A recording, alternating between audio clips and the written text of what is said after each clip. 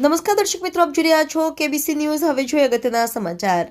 આજ રોજ ભાવનગર ડેપોમાં ડ્રાઈવર ડેની ઉજવણી કરવામાં આવી હતી. કેબીસી ન્યૂઝ મારફત વિગતવાર સમાચાર જણાવીએ કે આજ રોજ તારીખ 24/1/2025ના રોજ ડ્રાઈવર ડે તરીકે મનાવાતો હોવાથી સમગ્ર ગુજરાતના એસટી નિગમના તમામ ડ્રાઈવરશ્રીઓ રાષ્ટ્રીય પર્વ એવા ચૂંટણીલક્ષી કામગીરીમાં, રાષ્ટ્રીય તેમજ સામાજિક તહેવારોમાં, કોરોના, ભૂકંપ જેવી આફતોમાં પરિવાર છોડી વફાદારીપૂર્વક ફરજ બજાવતા એસટી ડ્રાઈવરોને એસટી કર્મચારી મંડળના આગેવાનોએ એસટી ડેપો ભાવનગરના ડ્રાઈવરોને ગુલાબનું ફૂલ આપી શુભેચ્છાઓ પાઠવી ડ્રાઈવર ડે મનાવવામાં આવ્યો હતો.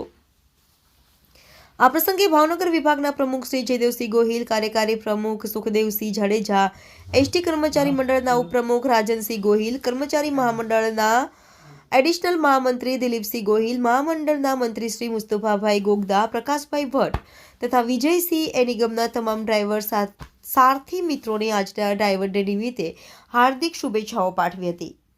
એસટી નિગમમાં આપની તેમજ વાહનની સુરક્ષા સાથે પ્રવાસીઓની અને આમ જનતાની સુરક્ષાની જવાબદારી સાથે સલામતીથી ડ્રાઇવિંગ કરો તેવી અપેક્ષા સાથે અપીલ કરી હતી. રિપોર્ટર મુસ્તાકભાઈ મેઘાણી, કેબીસી ન્યૂઝ, ભાવનગર.